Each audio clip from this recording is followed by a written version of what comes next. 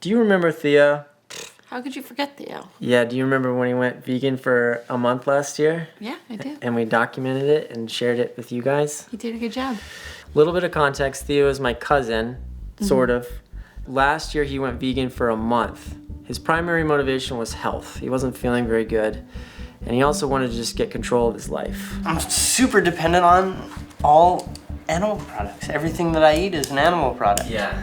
And that kind of isn't necessarily what I want, you know? At the time he was living with his grandmother, cooking for her, taking care of her, while also working as a bike messenger in Manhattan. Ooh, there's a milk chocolate Hershey's Kiss in here. Artisan vegan sausage. Oh my gosh, I am so woke, guys. Vegan cheese is weird. Man, vegan is hard.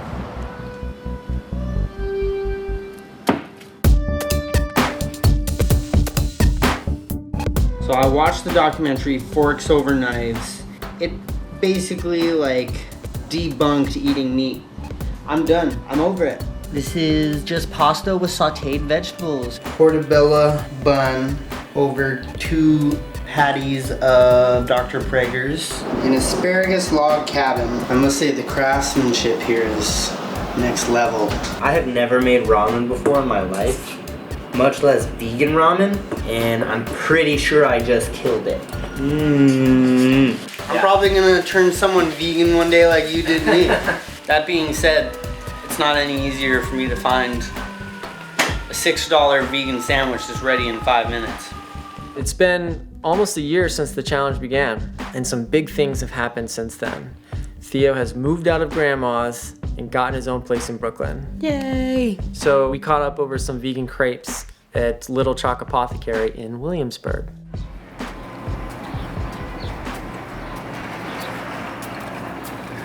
Oh hey! Oh, hey! Who's see there? What's up, man?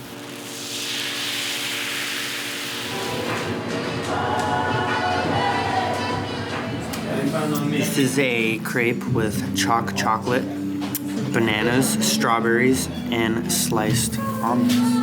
How is it? Good. Really good. I forgot what all is in this, except I know it has jackfruit in it.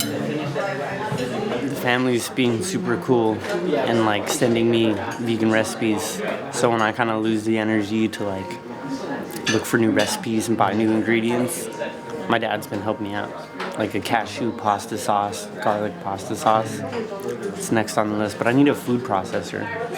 I'm still like overcoming some moving things where like I don't have any dishes. There's some cups in the house that I'm staying in already, but I don't think my roommates are big on cooking because it's not like grandma's where there's 25 of everything in plethoras falling out of the drawers. I could be healthier, for sure. I've actually, it really hasn't improved. I've had a lot of friends visit and I totally just cave and like become omni for a couple days with friends, and my body's reacting like way differently though. Like, I think I might be developed like a lactose intolerance or something, because now like when I do the milk in my coffee, I get these stomach aches, and I haven't done that the past week, and I haven't had any stomach aches. So. Put any effort into eating plant-based? I totally do. I would say a little more than half effort. Half effort? Yeah. That's great. Just a little more than that though, because it's important to me to feel good, and the less I am eating vegan, the less I feel good, because I have this base of comparison now. Yeah, but I don't want to claim to be a vegan, You don't have to. because I relapse all the time, and like just it's like a work in progress. Do you think that relapse is the right word? As if it No. doesn't mean we're a drug? No, not necessarily, but like meat and dairy seems kind of like a drug, because like you get the craving for it, you know what I mean? And it's like similar in that way. Tell me about the cravings. Like, what is that like? What do you crave? I mean, the other day my friends were just talking about like milkshakes like very passionately, and like at the time it didn't really like faze me, but I was just like alone, like on my computer, and I just like started thinking of milkshakes, and I guess I could have like went on to Happy Cow and found some like vegan milkshakes, but I didn't do that at all. And yeah. So you went out. I caved. Yeah, I went out and got like a very large milkshake and suffered the consequences. Big time. Yeah, big time. It's just like it's what I've been doing my whole life, and I've like learned to eat that way. Yeah. And it's like an actual physical choice to like change that and not go off of intuition of where to get a milkshake. You know what I mean? Like I know these places have good milkshakes because I've had them before. Right. You know what I mean? Versus trying something completely new. You know, a lot of times I go to vegan restaurants and I get like total shit menu items. Like just really don't like it. Right. Yeah. So like if I never did the challenge, I would be going to restaurants. I would get like fried chicken and waffles because I've had it before and I know that it's something I like. But veganism is slower for me to. It's been a slow adoption. Yeah. Because I'm building like a whole new reference menu for food. You know what I mean? Like what I like, what I don't like. How's this? Terrific. Excellent. Have you ever had a vegan crate before? Would you like to try the savory? It's important to get the right portion of ingredients onto the bite.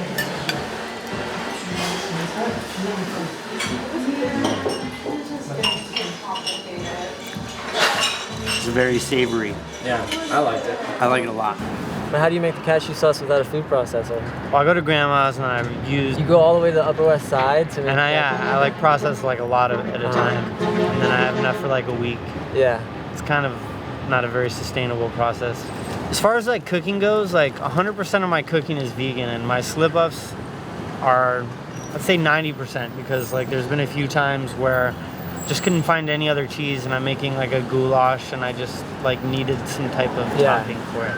That doesn't happen often, but my shortcomings with veganism happen when I'm out and about with prepared food. In a social situation, have you come close to the edge to being like, no, I'm not going to eat I do it successfully all the time. Oh, really? Yeah, totally. Like when I'm in the right place and when the options are good. Yeah. And I'm proud of myself for doing it. I'm like, all right, kind of stick. Because like the friends that know that I did the vegan challenge, they'll see me like not eating vegan, and it's probably the same look that omnivores feel when. Yeah. And yeah, I would just like to be about my business and my word and do it all the time, but sometimes I don't. Do you ever regret doing the vegan challenge? Because now you've put yourself out there publicly. No, it's how it was like a leap of faith to learn how to do it. And like making all those changes and adopting all these new tastes. I don't know how possible that would be to do without like forcing yourself to do it for a certain amount of time. Right. Like school projects. If you were to meet a girl that you were really into, and she was a big meat eater, how would you handle that? Well, what would be interesting is the dynamic of me being like, meat's just not good for you. I would give her the spiel about how it ferments inside you for 3 days, and like it's just generally unhealthy with all the fats, and like when you donate blood, they like have to filter the blood out. You can actually see all the fat that's in your blood and all the other stuff, and I'd tell her about that. But then I feel like it could create problems down the road, especially when I like cave and eat a hamburger with her. It would inconsistency on my part, and just general like, why do you even nag me about this if you're not fully about it? But that situation might force me to be really like on it about what I'm saying. And if you met a girl who was a strict vegan, I think it'd be pretty easy. Because we would just be on the same page when we go out, when we're eating at home. It's kind of a funny thing to hope for when you meet a girl now. Like, it wasn't like that before. You hope that she's vegan? Yeah, I'm like, I hope her eating habits are good and she drinks lots of water and like, 'cause there are a few girls in my life who are so good about it. I have rules about not like hooking up with girls I work with.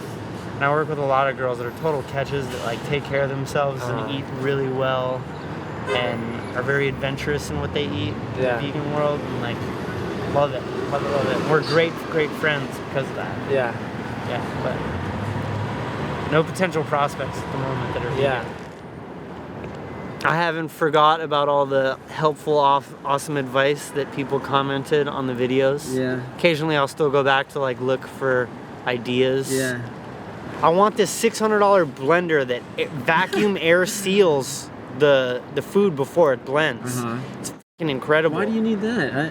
I'm like, It maintains like all the fibers and like the look of the food after it's completely blended is different. there you go with your tendency to be like, I need this piece of gear in order to be the real deal. No, that I do feel that way, only to be raw vegan. Raw vegan. I could do raw vegan if I had the tools that you need. You're leapfrogging me, man. Way ahead. I don't know. Raw anything. vegan could be cool. If I could really get it down, like I've been making like raw vegan salad dressings and stuff. I'll have to do a raw vegan challenge. Yeah, yeah, and then like we'll be in Whole Foods. I picture a shot where you're like getting that almond butter and it's just going and I'm just in the background like, that's right. That's right. I look forward to that day. And I'm like, Theo, get off my back, man. Yeah, and I'm like, olive oil is processed, all right? Come on. I'm just trying to get by in life, dude. Do you even want to do this? Are you trying I got to do enough this? problems. Yeah. Yeah. Are you kind of sad that Theo's not fully vegan? Sad? No, maybe a little.